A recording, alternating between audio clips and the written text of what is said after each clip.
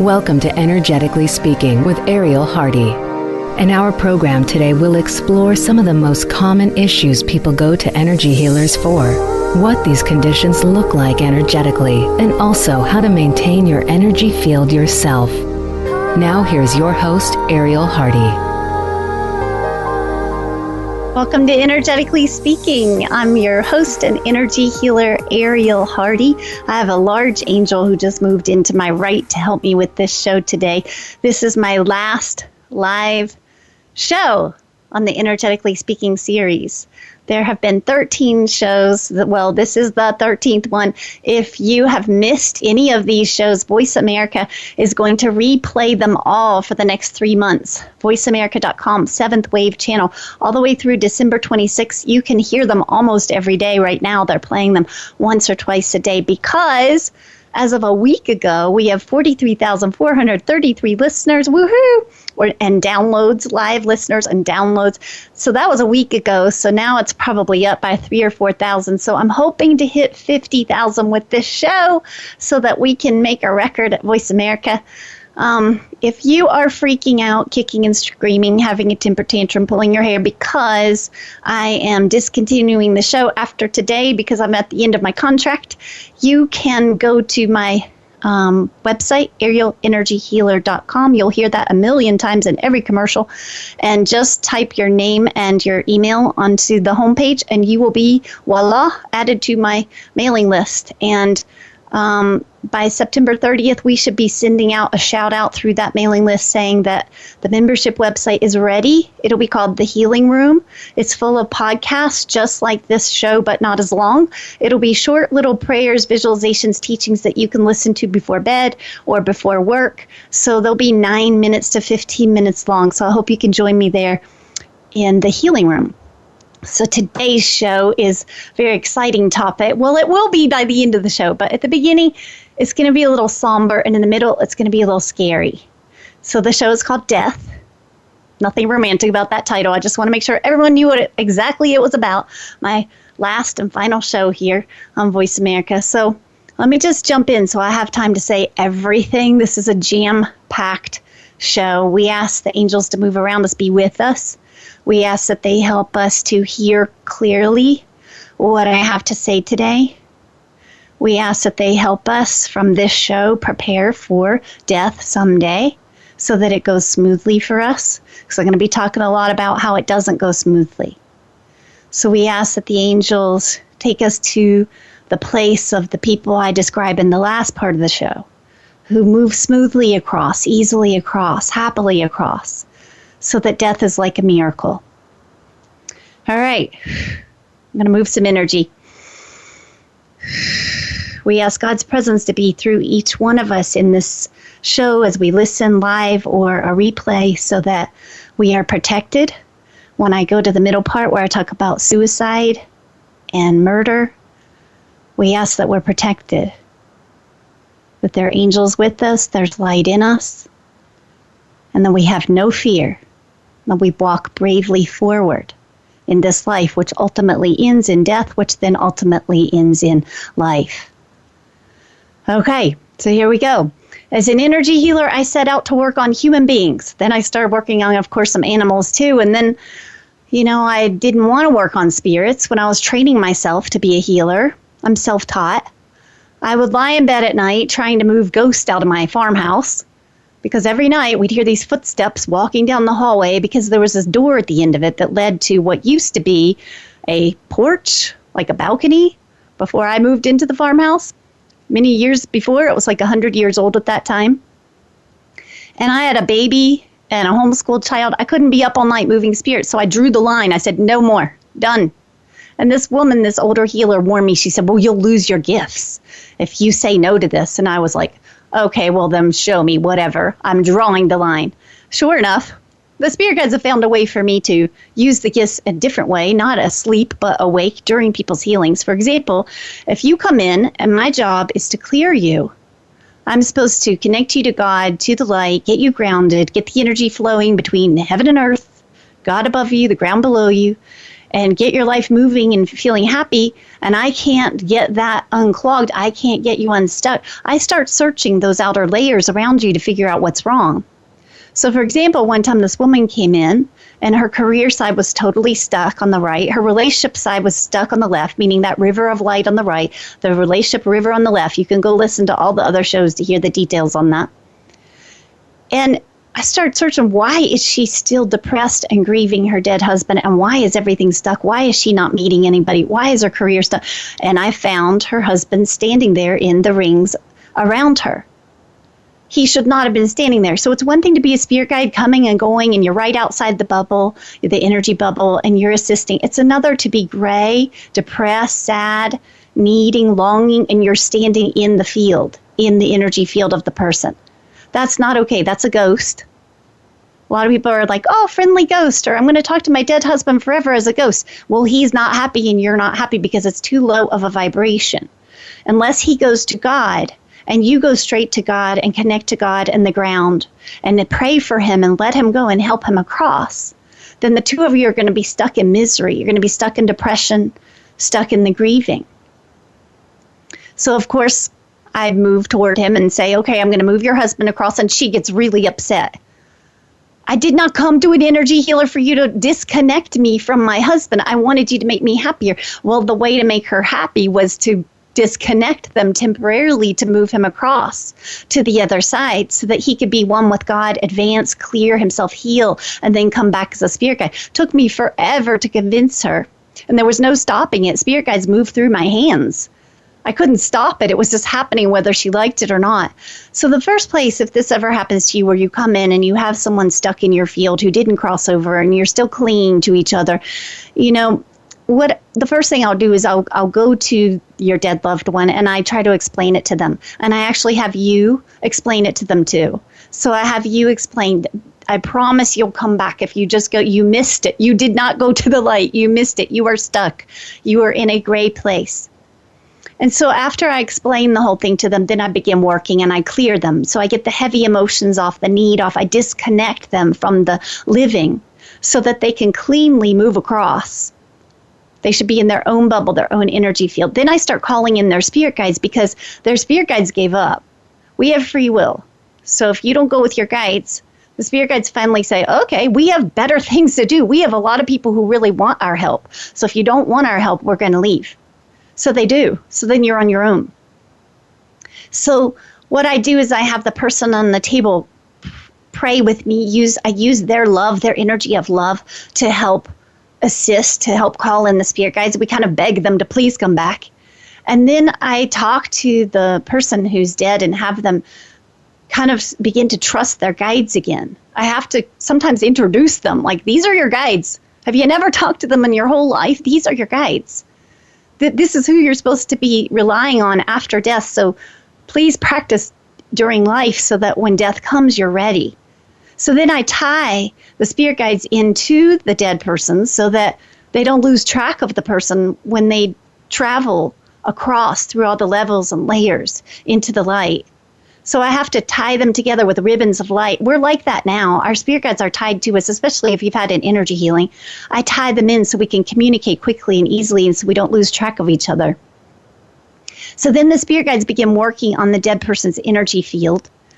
It's like they put in new mesh and new threads. It kind of looks like they're sewing and weaving, and the person who's dead sometimes is just standing there looking down, watching this. And if they're in a good place, if they really want to move across, it's kind of like getting fitted for your wedding dress. And it's like you're about to have this miraculous thing happen, this wedding. You're going to become one with God, and they're getting you ready. And whenever we transition in this lifetime, the spirit guides or healers will advance your energy field. They will work on it to get you ready for the transition, for the change. So then what happens if the person's cooperating, that is now dead, the spirit? Well, what the spirit guides do is they start strapping you in, kind of into sort of like a capsule. It reminds me of the bank. And you know, at the bank, you put your deposit in if you go through the drive-through, and then you send it up that chute, and it's sort of vacuumed and sucked up through. It's kind of like that. And sometimes it'll just look like a vortex, like you're standing and you're in a vortex, and it starts spinning really quickly, and you're going to shoot up through that thing. So you can't fight it. That's a great moment to learn to tune within, to learn about that stillness, that God's presence inside of you. If you practice in life, it's way easier when the body dies, because then you're ready for those moments that are kind of scary. And so if you tune into the stillness inside of you, and you just close your eyes and relax and trust your guides, you'll move safely and easily across up through the vortex or the tube of light. So I always travel across with people that I'm helping cross over, just to make sure they make it safely all the way. A lot of things can go wrong on the way across. So for that man, for example, I took him to higher planes. I take him higher. I travel along with the spirit guides, with the angels, and make sure he gets up through where he's supposed to go, so that then he can come and go as he pleases as a spirit guide once he gets all the way through the levels. It can be fast. It can take a long time. Sometimes you need a lot. You need a lot of training. You need a lot of lessons. You have to learn a lot of things before you can become a guide, if you want to become a guide. So some of the levels that I've seen as an energy healer for the last 20 years there's this one level that's like pastel colors, and it'll look like bright green grass or blue sky or bright flowers, or you're walking along this yellow path. And some levels look like the northern lights, like just a whole mesh of different colors. And some levels are blue, like you're just going to bask in healing light. Or there's this one place that's like a beach scene, and this angel comes and walks beside you along what looks like a beach, and you reflect on your life. You talk about things. It's like the angel put his arm around your shoulder and just walk with you. It can be a male or a female. Sometimes I've seen pure peace and calm, like outer space, like you just float in the stillness and bask in the stillness. Sometimes I'll see this level that's bright yellow white light. And that's where the angels are in that one. The way I'm getting to see into these is they're like these portals or these tunnels or vortexes or these hallways in the universe, and you kind of find your way. So I've explored. I'm just watching dead people explore, and I'm sort of tracking them. It can look like stairs, like they're slowly climbing these long steps or long ladders.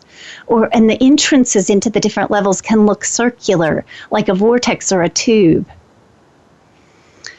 So it happens a lot in my practice, that story I just told you, where I have to help someone across who has died, that you guys bring with you when you call in. I can find them in your field. Some examples of this, if you might be going through it yourself, are I remember this woman couldn't meet anybody in her dating life. And I cleared her, and I couldn't find anything wrong, so I started searching her field, and I found that her father was standing there. Her dead father was trying to protect her, but he was accidentally overprotecting her because he wasn't a spirit guide yet. So, of course, I had to clear him and send him across so that then he can come back and do it cleanly and clearly. He can protect her by standing back a little bit, giving her space for her life. When we're a ghost, we still have all those human emotions tied in there. We want to go heal, then come back. If we're not fully healed, we can still come back, but we have to stand back. We're not allowed to interfere. There are many stories in my practice about like young boys or girls whose father died so quickly that the father just couldn't bear to leave them because he wanted to stay and protect them. But what happens is the boy or the girl grows up still feeling this terrible heaviness, this grief, this depression, and they don't know why. They can never release it. Once I release someone like that father figure and help them across, what happens is the person who's living also feels light. They also then begin to just feel this joy.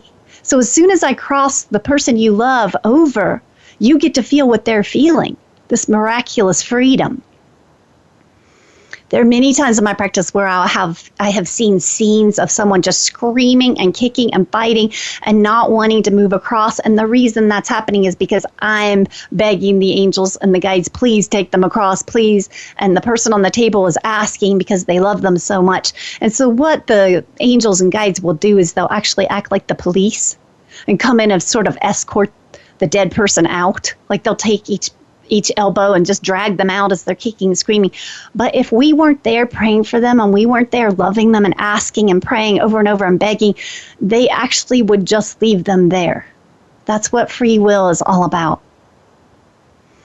So now I'm going to talk about how many times I run into people who are just so shocked when they die. I mean, they're just not ready.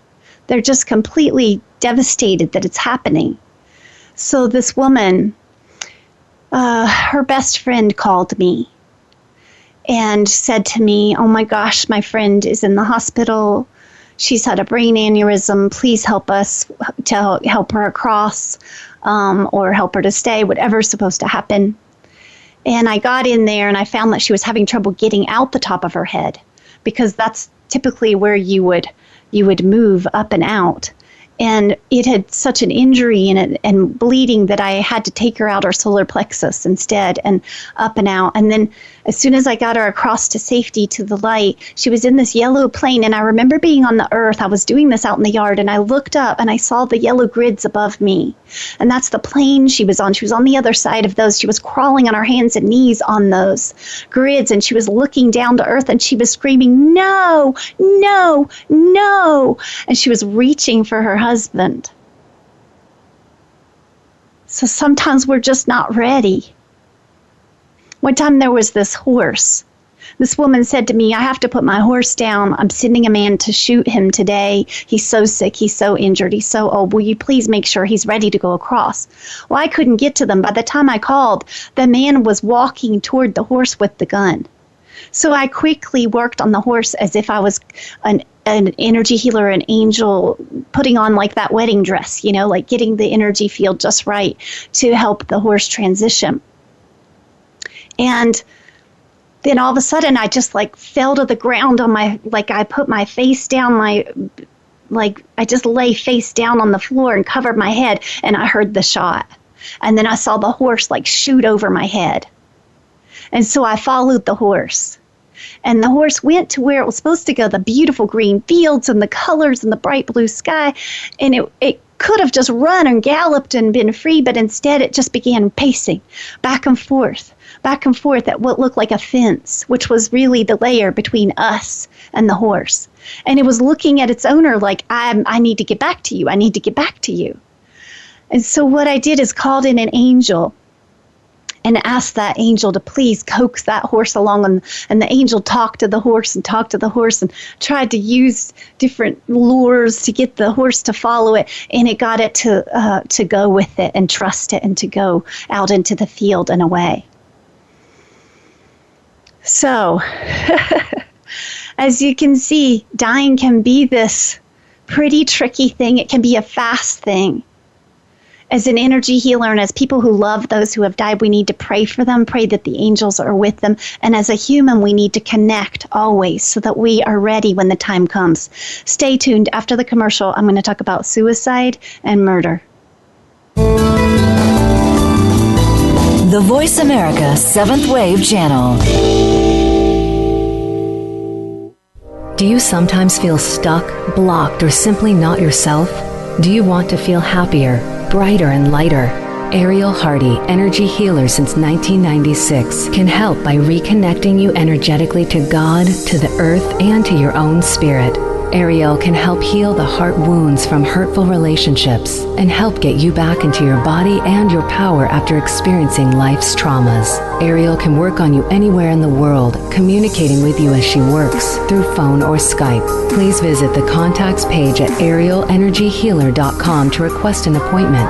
Would you like to learn how to do energy healing work yourself?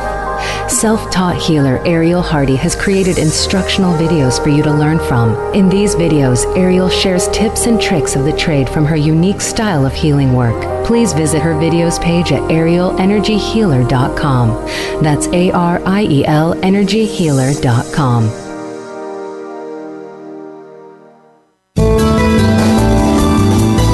This is the 7th Wave Channel on the Voice America Network.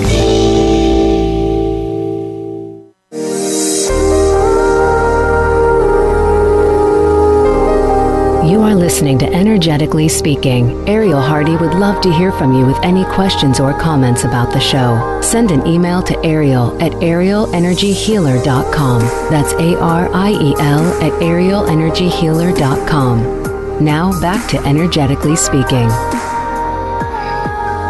Welcome back to Energetically Speaking. So congratulations, you're listening to my last live show out of all my 13 episodes of the Energetically Speaking series, where I've shared everything I could fit into the shows that I've seen in my 20 years as an energy healer. So thank you, Voice America, for replaying my shows for the next 3 months. So this is September. They're going to play it all the way through the end of December. So thank you so much for replaying them for those who didn't get to hear.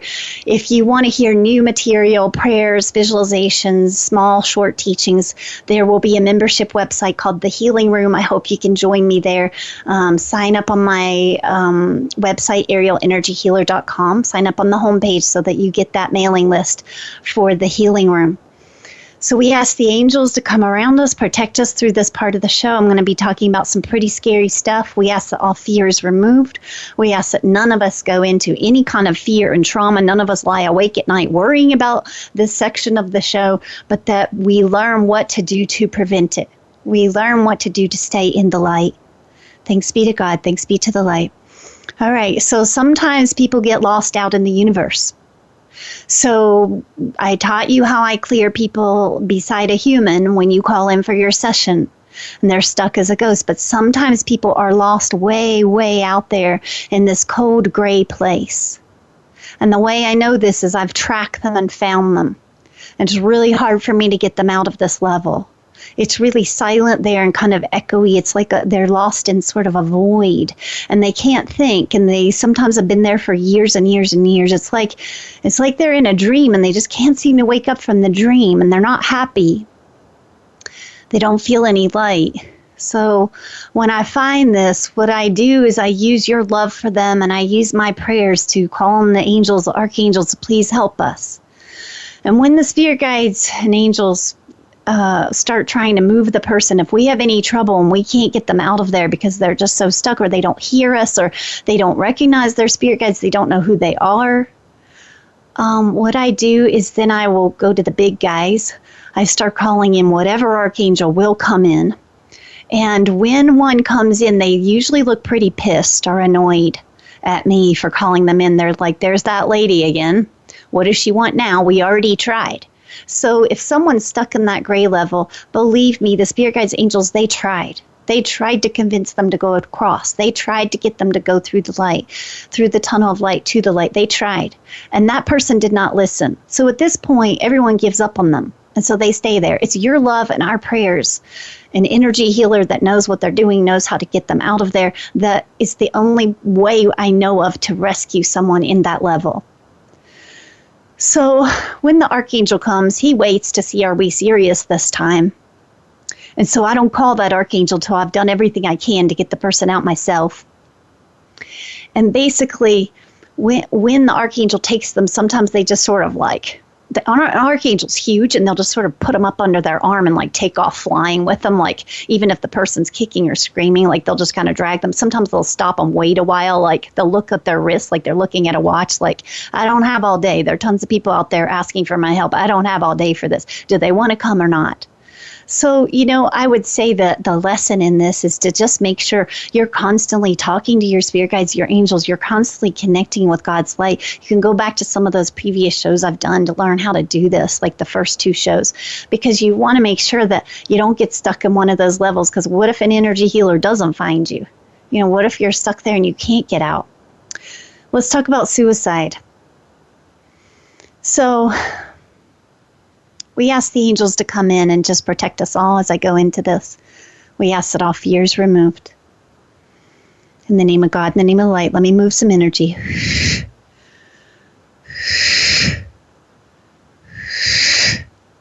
So there was this man who came for a healing once, and his sister sent him because he was suicidal. And I did my best. His crown was wide open because he was about to cross through it. And after he left, I went to clean the healing room, and he left white footprints all over my hardwood floor.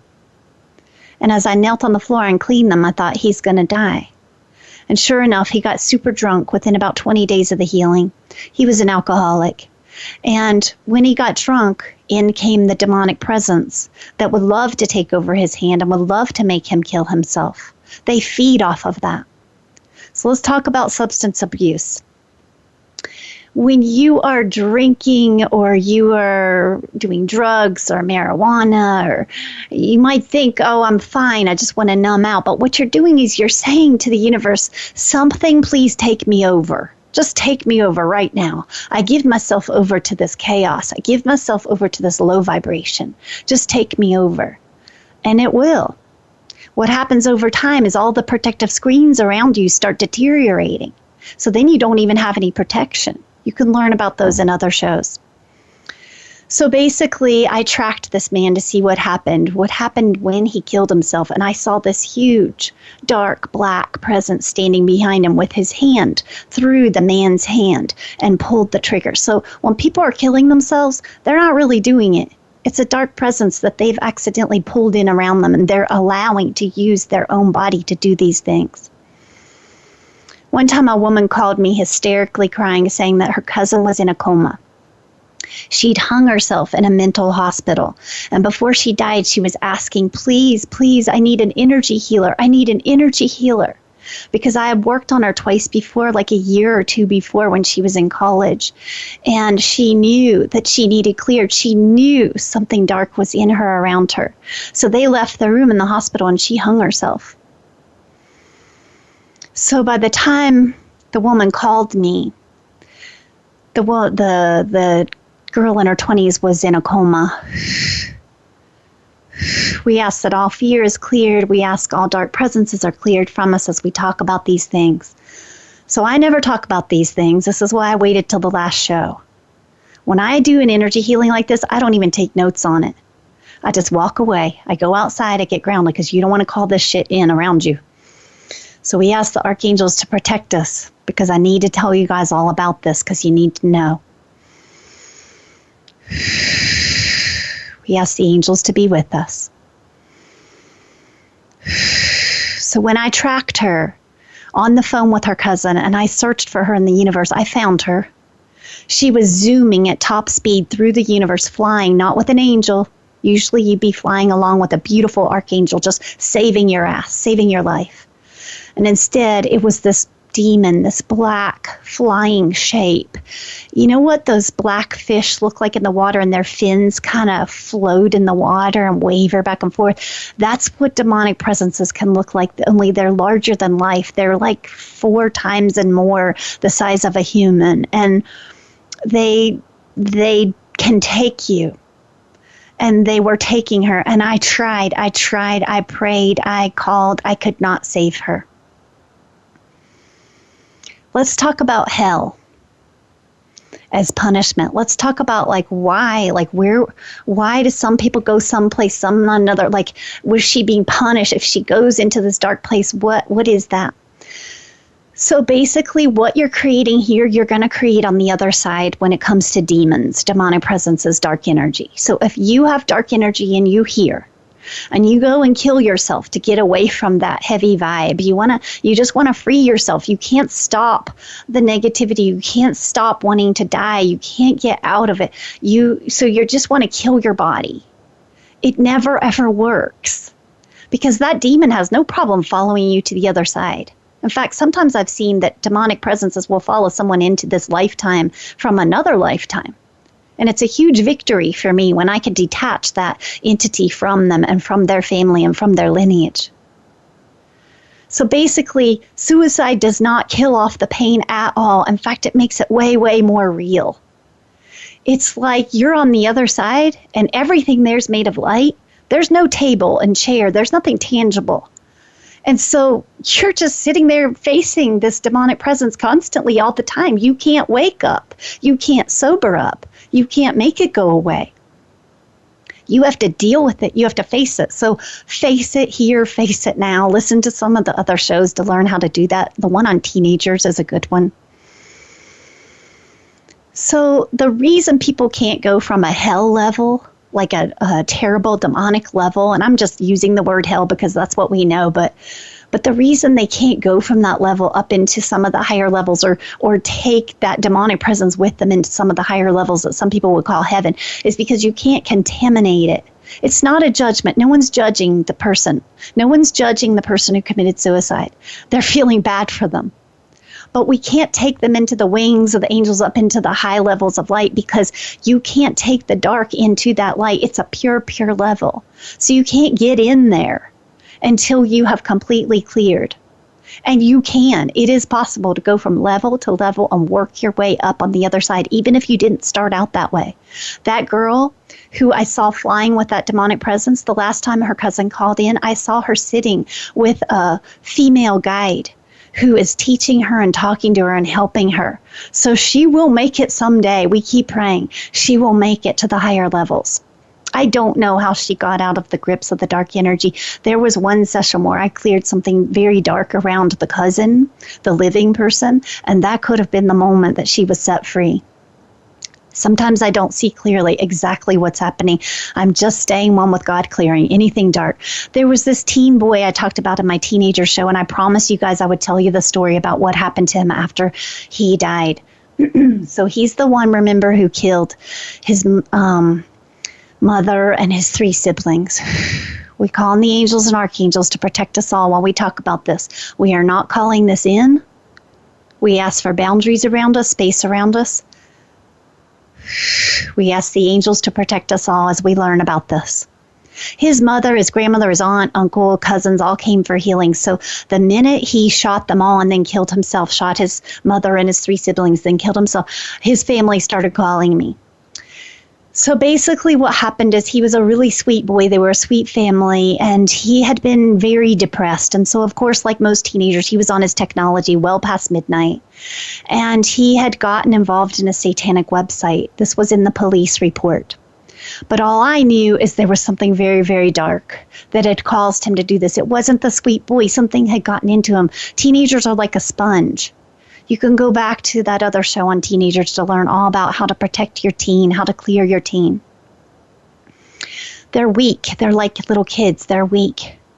So it's our job to protect them and surround them with angels. So I tracked everyone quickly, and I had to try to find everybody. I found the kids. 2 of them had made it across easily, but one of them, there was a boy who had tried to escape the shootings. And so I think he got shot as he was like climbing out a window in the laundry room or something. And so he was lost in that gray area I told you about. So I found him, and I was able to clear him. And then I found the mother, and she was leaning over this cliff. And what was down in that cliff, she was calling her boy, calling him and calling him. And what was down below is what Christians would call hell. It just looked like this black lava or this black water, and sort of like swirling and mist, and there was a little red in it. And it felt creepy. It felt dark. And the mom was calling her son and reaching and calling for him, trying to get him out of there. And all of a sudden, out of the black water came this big mound. It was almost like a big black hill. And I took it to be some sort of beast or like a monster. When little kids are telling you, I can't fall asleep, there's a monster in my room, please take them seriously. Please go to my show on spiritual parenting. They are not making this up. We ask the angels and archangels to clear us all as we talk about this topic. Thank you. We ask that we are connected to the light as we listen. So the teenager was riding on the top of this like he was a hero, like he was famous. He was being glorified. And he was smiling, kind of gloating, because he'd been taken over by the darkness and used by the darkness. He had done what the darkness wanted him to do. So there was no helping him. I could not save him. And I checked on him other times in other healings, and he was still there. We tried pulling him out. Every time we checked, he was back in there. So I had to take his mother away from that edge. It's like a cliff's edge, but it was more like a level. So all these might be symbols. I don't know. The spirit guides show us things and symbols to show us transitions and levels and the different planes. I had to pull her away. I had to convince her to go with us. bring her angels and guides in. They took her under their wings, and now she's a spirit guide, coming and going from the family that is living. And I've seen her children too, as spirit guides too. We ask that we are cleared. We ask the angels to move around us. We ask that all dark energy is moved from us. In the name of God, the name of the light, we ask the angels to move in and clear us. In the name of God, the name of the light. There's a reason I don't talk about this stuff. You don't want to call it in. All right, let's talk about how to die gracefully and easily. So the crown in the top of your head is your exit. Yes, in other shows you've heard this vortex at the top of the head that's spinning is how we pull God's light, angelic light into us. If you want to talk to your spirit guides or your spirits, people who've died, you pull them in through the crown. You make it like this waterfall of light. You pull it in. You get the joy from there, the happiness from there. That is your protection, guys. That light coming in the crown, in the top of your head, that is your protection. That is what will save you. That is what will keep you safe. That's what will keep you from having any of the above things I talked about happen to you. Because if you die and you focus on the light, on God's light, you can trust who's around you. Because that light in you will make any darkness move away from you. Nothing can stand in that light that is not of God. So what's supposed to happen is you're connected to God, your crown chakra's open. If it's closed, the spirit guides will move you out the solar plexus in the front. They'll find a way. If you're just focusing on God's light, you will get there. You will get to the light. You're supposed to, if all goes well, be birthed up through the top of your head. That opening then becomes the tunnel of light. So when people talk about go to the light, that's what they're talking about. It's right in the top of your head. And the way to do this is just to relax. Try to let go of any fear. Ask your angels and guides to be with you. Connect to God. Hopefully you've practiced your whole life for this moment, because it could happen anytime. Cancel, and we want to be ready. Don't keep putting it aside. You got to be ready. You don't know when it's coming. That's probably the most important thing on our to-do list. So think of it as laying back in water, and the spirit guides are going to catch you. They're like midwives. Sometimes I'll see it like we lay back in a canoe that's going to go across water. That's up in the top of the crown vortex. And then the spirit guides just move in on each side, and the angels move in on each side, and they catch us like midwives. And they're just going to kind of help us glide across. Sometimes they'll hold us and have us lay back in the water. Sometimes they start working on us, like I taught you before about sewing the grids and getting you ready to move across. It's like your wedding day. It's like this exciting thing. Well, if your wedding day was a good one. Like moving you across into this magnificent, miraculous place. Like they're helping you advance. I want you to think of death as the ultimate let go. Practice letting go your whole life so that when it comes, you can let go so easily. Practice talking to your angels and guides so when the time comes, you just totally trust them. Practice pouring God's light into you so when it's time for you to float up into God's light, instead of pulling it down through you, you can do that easily. It's like a two-way street there in your crown chakra. You can go up through it. You can come bring the light down through. So your spirit guides and angels aren't here to keep you from dying. Sometimes they will. But when the moment comes, think of it as a miracle, and they're going to take you into the most magnificent thing you've ever seen, you've ever felt. There's nothing to be afraid of if you are connected to God's light. After the commercial, I'm going to be talking about how some people do this so easily and so beautifully. So stay tuned, and I'll be right back. The Voice America 7th Wave Channel. Do you sometimes feel stuck, blocked, or simply not yourself? Do you want to feel happier, brighter, and lighter? Ariel Hardy, energy healer since 1996, can help by reconnecting you energetically to God, to the earth, and to your own spirit. Ariel can help heal the heart wounds from hurtful relationships and help get you back into your body and your power after experiencing life's traumas. Ariel can work on you anywhere in the world, communicating with you as she works through phone or Skype. Please visit the contacts page at arielenergyhealer.com to request an appointment. Would you like to learn how to do energy healing work yourself? Self-taught healer Ariel Hardy has created instructional videos for you to learn from. In these videos, Ariel shares tips and tricks of the trade from her unique style of healing work. Please visit her videos page at arielenergyhealer.com. That's ARIEL energyhealer.com.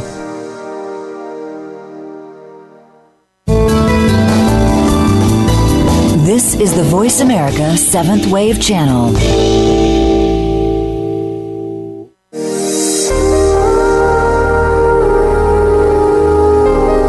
You are listening to Energetically Speaking. Ariel Hardy would love to hear from you with any questions or comments about the show. Send an email to Ariel at arielenergyhealer.com. That's ARIEL at arielenergyhealer.com. Now back to Energetically Speaking. Welcome back to my very last show in my 13-week series of Energetically Speaking. It's been a pleasure to share with you everything I have seen for the last 20 years as an energy healer. This has made it all worthwhile to be able to teach you guys all about it and share what I have seen. And thank you to all the people who've listened to every single show. Thank you so much. I hope you join me in the Healing Room, the membership website. So some people do death really well. And that's what this part of the show is going to be about. It's like, how are they doing that? And let's talk about what that looks like. Because when people do death well, it makes my job so easy. I walk out of that healing room feeling so uplifted and so excited. There's nothing to be afraid of when you do it the way these people did it that I'm going to talk about now. So I remember this one woman. She was so amazing. She was a major leader in the field of nutrition. Lots of people knew her, very well-known, spunky, fiery woman. Her kids came for healing. She came for healings. Her grandchildren came. And one day they texted and called me when I was in a full day of healings. But I got the message and I saw that she was in a coma and could I please help her across? So I told the family, I hope she holds on, or I give this to God. I can't get to her. So by the end of my day doing all the other healings, I rushed into another healing room so that I could have a fresh, clean space to do this in, and called them, and she was still living. So, I had 1 hour. I do 1 hour sessions typically, and I had 1 hour to move her across. And I just gave it to God and just sat down and just tuned in to see what was happening. And they put me on speakerphone, and I said, "Hi, it's Ariel. I'm going to help you across, okay?" And she smiled. She hadn't moved all day, and she smiled. So we knew that she would trust me. She knew she would let me help her across. So at first, I just tracked to see what she'd been doing all day, and I found her. It was kind of like she'd used this sort of bright-colored kite. And I'm sure that's just a symbol. And she used the kite to kind of float up to the top of this canopy, but there was this roof on it like a net. And she couldn't get through the net. And on the other side of the net was her husband, who died 3 years earlier. And they were so excited and reaching for each other. They were so excited, but she couldn't get through. So what I did is I brought her back to her body, because that's not how you go across. You don't just try to go see your loved ones. You have to go to God. That's the simple answer for every single thing in our lives. Just go to God. So once I got her in her body, I began untying her feet. So we have these roots that you've heard me talk about in other shows, these roots, these kind of threads of light or roots to a tree that are made of light, and they connect us to the earth. So I started untying these, detaching her.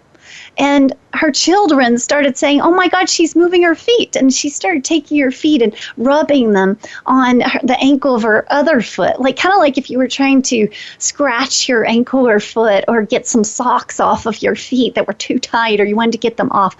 So then once we got this ready, I spun her crown, opened up the top of her head, and all these angels poured in, like huge angels poured in.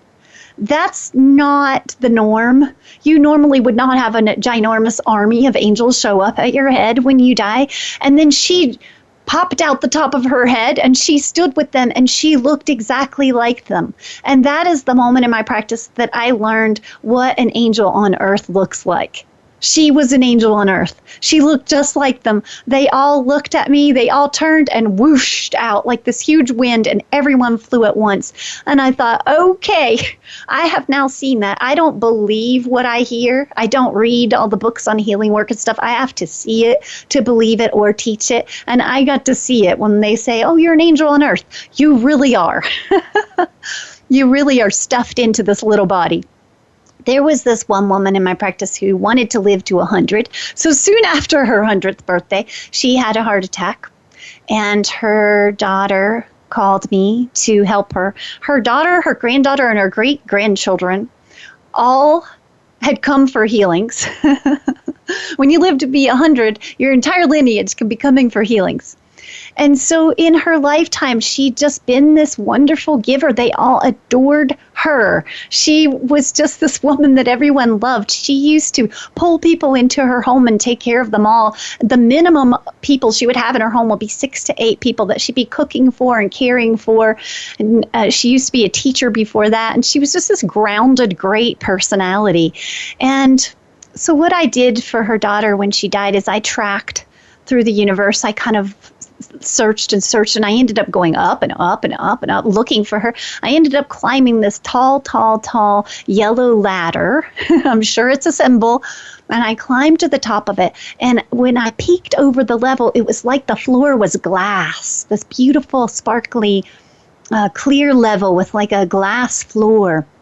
And I could hear this roaring of people laughing and talking. It's like I had crashed a big party. And I found her standing with what looked like a champagne glass. And everyone else was holding a glass too through the party. And she was talking and laughing. And all of a sudden she sensed me and turned and saw my head popped up over the edge of that level. And she turned her back on me. She ignored me. She wanted nothing to do with anybody from the earth. She was having the time of her life. So that's exactly where I want to go. Well, maybe not to the party with the champagne, but I definitely want to go to a gathering, a celebration, the sparkly light. Like, that's my goal, is to copy someone like her. This angel turned and looked at me. I've been given this look before by angels, by the way, like I'm in trouble and I'm not supposed to be there. So I quickly started going down that ladder. It took me forever to get back down that ladder. One time there was a teen girl in my practice, and her father suddenly died of a head injury in a ski accident. Well, her healings from then on took on a whole new life. Because he had crossed over well, and he had gone to the light, he used to just bring her gifts from the other side, not like jewelry, but like colors, patterns, energy systems. He would go off and explore all these levels and layers, and then he'd come back, and he'd use my hands, and I would be moved by him to put the patterns and the colors into, like, her head, for example, to give her wisdom and clarity, or a layer of blue around her body to help her to feel calm, because she was in college and her father had just died, and so he was just bringing her gifts to help her through.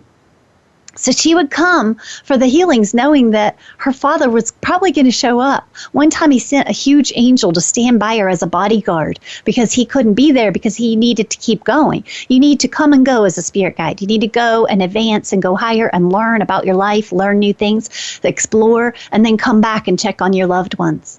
One time he gave me these waves of fuchsia and purple light, and they represented fun and joy and lightness, and he had me weave them into her legs so that she would kind of lighten up in college and not be so serious and have some fun. I had this dog once, and a lot of you remember her, Sonia. She was a black and white husky, but she wasn't big like a husky. She was just 40 pounds. She looked like a fox, the size of a fox, the shape of a fox. Her tail was like floofy, and the tip of it touched the ground as she walked, and she was like the mystery dog at the dog park. Like, everyone would comment and say, she's the mystery dog. She had one blue eye, one brown. And she would come into the healing room for years and years, and she would curl up under the table while people had their sessions. She would walk people to the waiting room, and she would walk them into the healing room. And people told me after she died that they actually thought she did the healings, not me. I was a little offended by this. So one day she started seizing, and we found out she had a very large cancerous brain tumor that we didn't even know about. She'd been running and strong until that moment. So we had to put her down. So I called this place called By Still Waters here in Denver. And this little woman came. She was kind of like a little shaman in conservative clothing. And she came to my healing room where I had Sonia, and she was going to euthanize her for me. Well, Sonia saw her and then just went and lay down on her side with her feet straight out. And the woman said, "That's interesting. That's the death position. That's a position an animal will go into when they want to die." And the carpet that she was on was blue, and her black and white fur on that blue carpet, and the purple bandage or tourniquet on one leg, and then from the hospital, and then the red tourniquet on the other leg from the woman who was tying it on her, and then the turquoise harness on her made her just look like royalty with all these gorgeous colors. And she just lay there and never ever moved again. The needle hadn't even gone into her. She was definitely a spirit guide on earth. So the woman put the first needle in to release pressure and pain in her head from the tumor. And as she put the needle in, I saw Sonia shoot out the top of her head. The whole euthanization process took 30 minutes, but she was already out. Boom. She just left. It was like a yellow dog running, galloping across these yellow grids, this plane, running. And then I saw her dive down through the grids to the earth to say goodbye to my oldest daughter, who was away for Christmas break and did not know she was dying. Then she shot back up onto the yellow level and galloped, and then she went to the next level, which were these gorgeous pastel colors. She just kind of flew into them. And then the next needle went into her to prevent any seizures before she died, to make sure that it was a smooth transition. But she was already out of her body. So then what happened is I was trying to figure out, how is she still here? How's her heart still beating? So I saw this gray umbilical cord, the skinny, long cord that went from her as a spirit to her body. And I thought, okay, that's how we stay. Even though we're out, we're still connected. So then she moved into this next level, outer space, and it was like black night sky with little stars in it. She was feeling total freedom, not looking back, just rushing. And then my old dog Bear that I used to have swooped in beside her and began galloping beside her as her guide. And then all of their front paws hit this one level that made the pads on their paws turn silver. And then I couldn't see anything more. And then I saw this poof, like a little smoke, where the umbilical cord was attached to her body. I think it was right over her heart. Now I can't remember, because I never take notes on these things when they're that intense. And it just went poof. And the woman who was putting her down looked at me and said, "Her heart has stopped. She's gone." So Sonia to this day is a spirit guide for so many people, especially all the little kids in my practice, my daughters and myself. She keeps dark energy away from us. We ask Sonia right now to move around everyone listening, to clear them, to keep all dark energy away from us from the earlier part of the show. But that, my friends, is how we should die. Running, excited, moving toward the light. We call on the angels, the archangels around us. We ask that we are that open, that it's that easy for us, that there's nothing to be afraid of, that we know we're basking in God's light. We can feel it. We can feel the angels and the archangels with us, smiling at us. We give thanks. Oh my gosh, I have so many angels behind me right now. There are two very large archangels on each side of my shoulders, smiling, pleased that I finally did this show. I waited till the very last minute to dump this heaviness onto you guys. It's a good thing I was funny in all my other shows. We ask that all of us face death bravely, even if it comes unexpectedly, even if we're not quite ready. We ask that we are able to go with the flow. We ask that we're able to let go. We ask that all fear is removed from us now. We know what to do. We know that the answer to all of this is to just be one with God's light. We know how to do that. Tune into the other shows if you want to listen again. Tune into the healing room. the membership website if you want to hear more about how to stay lit up with God's light.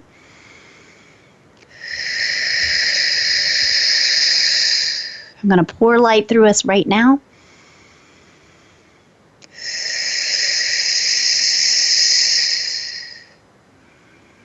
Because the light is our protection, we ask that we are all protected from within.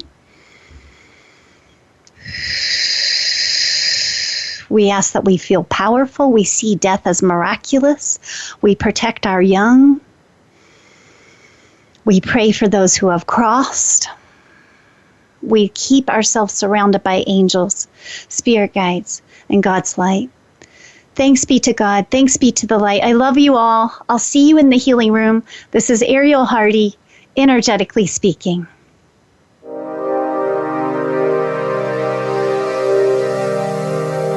We hope you've both enjoyed and learned from this edition of Energetically Speaking. Please join your host, Ariel Hardy, again next Monday at 4 p.m. Eastern Time, 1 p.m. Pacific Time on the Voice America 7th Wave channel. We'll see you then, right here.